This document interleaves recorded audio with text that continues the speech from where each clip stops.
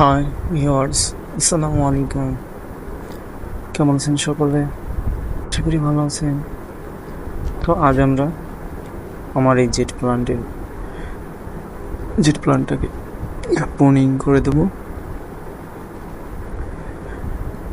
অনেকদিন হয়েছে এরকম রেখে দিয়েছি, অনেক ব্রাঞ্চ হয়েছে।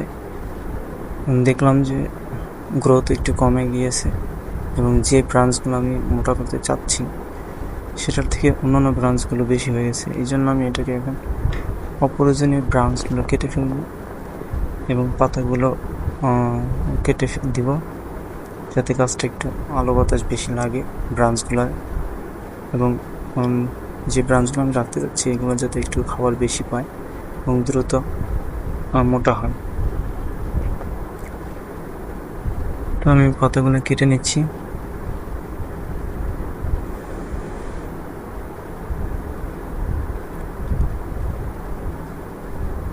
এখানে দেখতে পাচ্ছেন এখানে 3-4টা ব্রাঞ্চ আছে, তো আমি 2টা ব্রাঞ্চ রাখবো আর ওগুলো কেটে দিচ্ছি।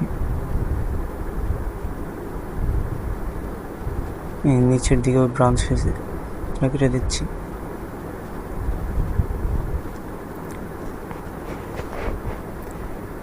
এটা যেহেতু আমি মামি বনসাই বানাইতে চাচ্ছি, এই জন্য এটাকে ছোটো রাখছি। এটা অ্যাভারেজ আপনার 3 ইঞ্চির মতন লম্বা আছে, উপর থেকে বোঝা যাচ্ছে না, তবে অ্যাভারেজ 3 ইঞ্চি হবে। তো 4-6 ইঞ্চি পর্যন্ত তো আপনার মামি বনসাই যেটা বলে আর কি,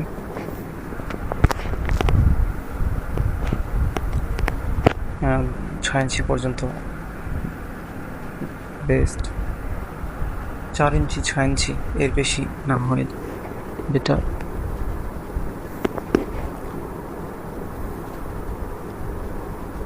4 ইঞ্চি পর্যন্তই বেটার হয় মামে বনসাই যেটা বলে, মামে বনসাই।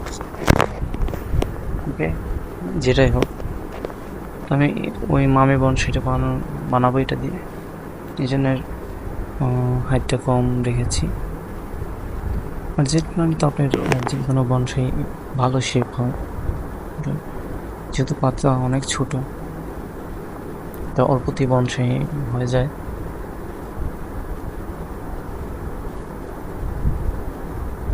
তো আমি ব্রাঞ্চগুলো কেটে দিচ্ছি যেগুলো দরকার নেই।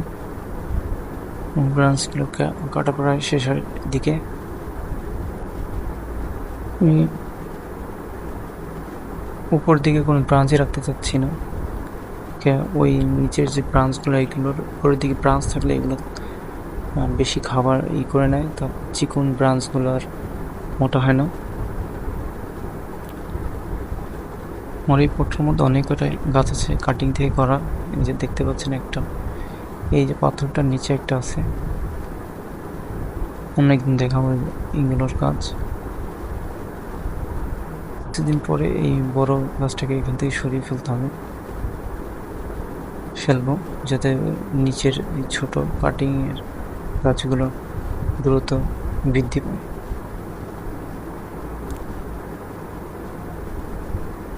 এগুলো পরিষ্কার করে নিচ্ছি।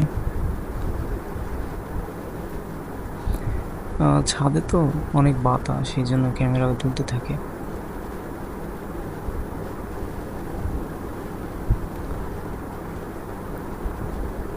তো আমার প্রায় শেষের দিকে।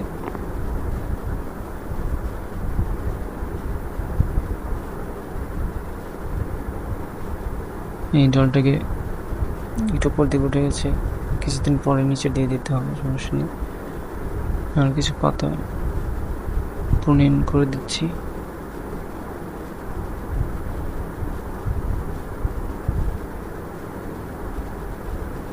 বাতাসে ক্যামেরা অনেক দুলতেছে।